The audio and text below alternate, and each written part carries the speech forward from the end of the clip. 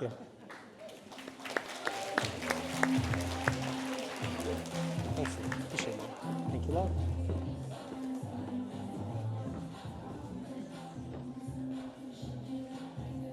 All right.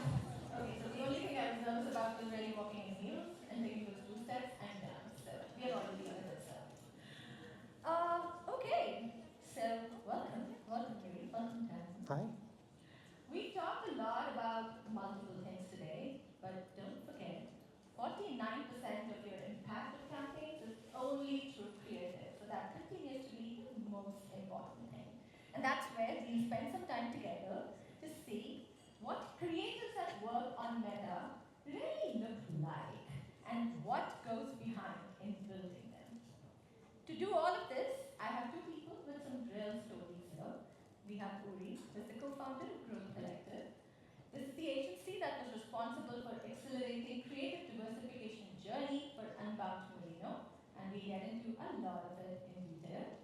And then we have Daniel, Senior Director of Omnicom, who is responsible for doing cultural context for San Pellegrino and Reed's trending ads. And we'll spend some time to talk about that as well. But before we do any of this, we'll get into the hardcore stuff. The fun part is it is the game night. Are you excited about that? Woo. That didn't come out. Woo! So let's first talk FIFA. So tell me, Uri, let's start with you first. Sure. What is that FIFA reel or a moment or something that you might have seen on Instagram that got you hooked? For sure. So from my perspective, I am both a creator as well as a consumer. And I know we are talking a lot about creators here, so I'll just spin it in that route. So recently I'm seeing a lot of reels, at least in my algorithm, that's like all these Europeans coming over to North America and being so excited about all the mundane things that are happening that we take for granted. So for example, like someone coming to McDonald's and getting unlimited refills of Diet Coke, and they're like, oh, I only paid for this one, I only paid for it once. Or if any of you have been to the States, like the reactions to Waymos, like those self-driving cars, it's like wild to me. And then one that I got hit with last night, which is really funny, was like a Scot in like a kilt, and he's like in, I don't know, it was New York or Boston, and he's like standing above those grates that are like on the subway, and he's like, oh, I just found like the most dangerous thing for Scots. So the point being is like, it's nice to see all the cultures coming together, but also when I look at hooks for creators and how we bring that in for culture for our brands, this is what I'm looking at. Okay, so I really wanted to keep it light and talk about content, but Uri gave us some info there as well. Kilts. Daniel. Yes. Yes, we'll look you. We might be similar types of sports fans in that my algorithm is also showing me all of those Nice. reels. But I'm a fan of the Scottish fans. I like to see what they're up to. They bring a fun kind of energy to whatever city they're in, but hopefully we see a lot of that energy here tonight. That makes sense. All right, okay, so now we get into the hard stuff. Now Let's we'll do talk it. about creative and everything creative.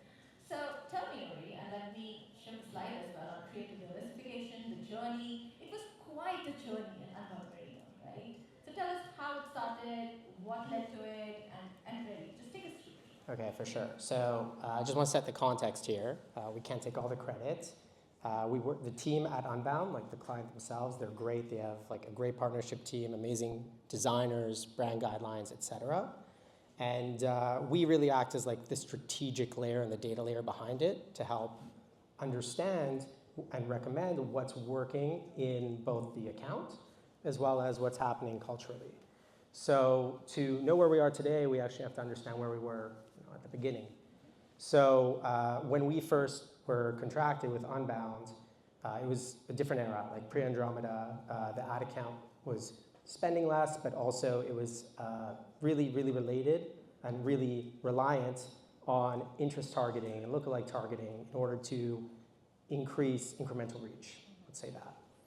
And with that being said, like they kept on hitting the same window over the same plateau over and over, which was frequency was going up and cost per thousand accounts reach was going up, and they couldn't reach an incremental audience. And that really all started with a creative deep dive.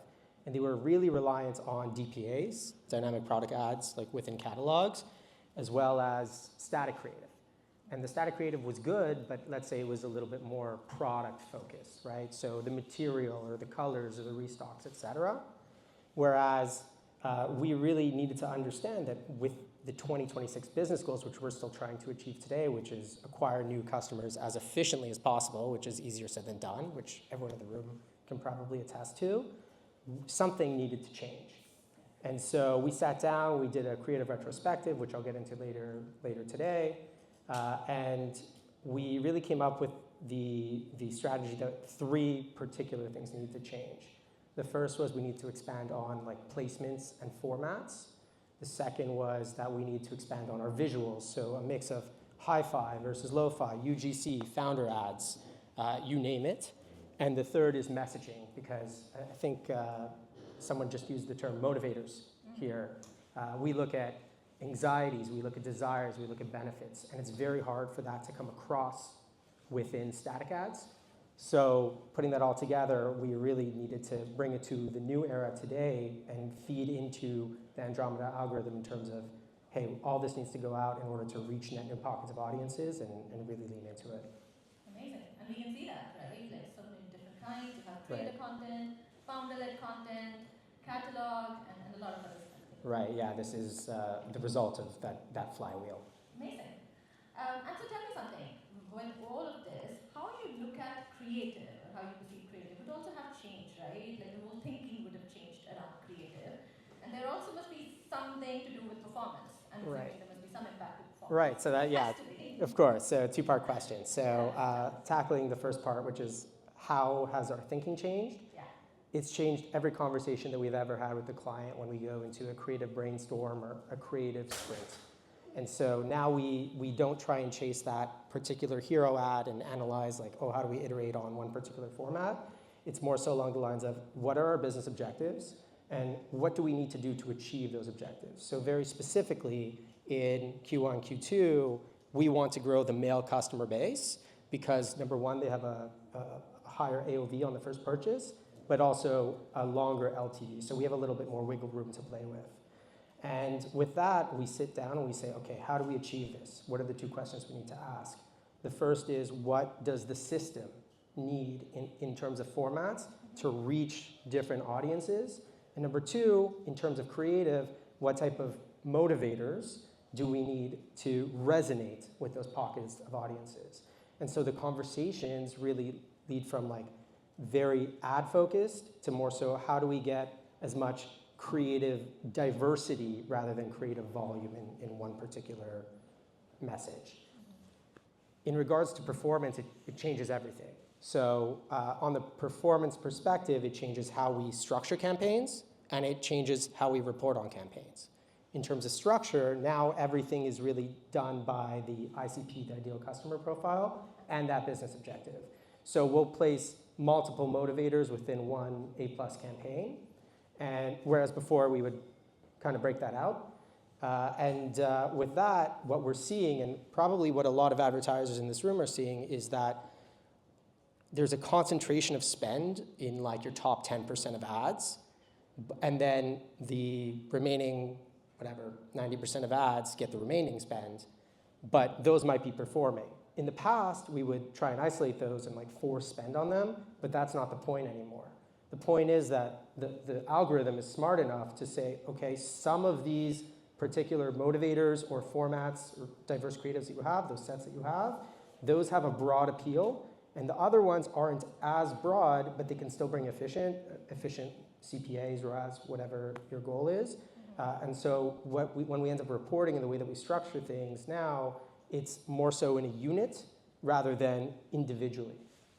Okay, that's interesting. Yeah, I can see Sadie smiling, Brian smiling as well, talking about creative diversification. So yeah, it's a message back to you.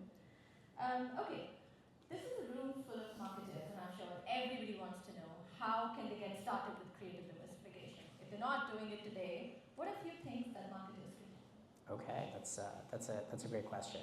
So for me, I think when you're trying to figure out where to get started, it all really starts with the creative retrospective. So creative itself it's an art, right? Like I'm not an art director, but creative strategy and creative diversification, that's more of a science, and you really want to stack the deck in your favor. So it all starts with the retro. And the way that we do it, like, it's not pretty. I saw a new tool out here, which, like, I'm super excited to use.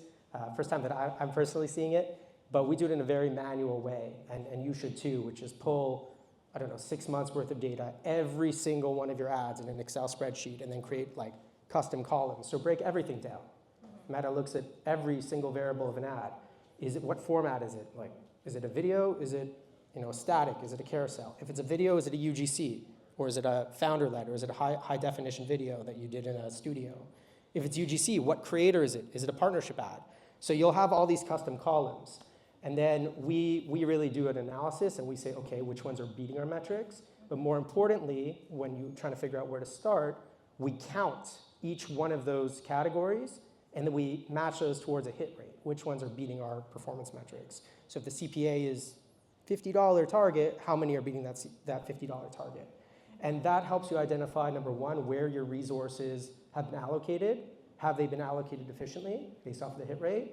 And number two, maybe it tells you, even just as important, what you're missing, right? Like, is there a glaring issue, like a glaring area that a competitor is really leaning into that you don't even have in your media mix? So that's really where I would start.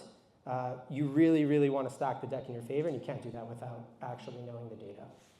Very interesting. And when you do that, when you do creative diversification, you're able to reach out to new audiences, incrementally new audiences, and Correct. everything, all the good things that we've talked about. So yeah, this is great.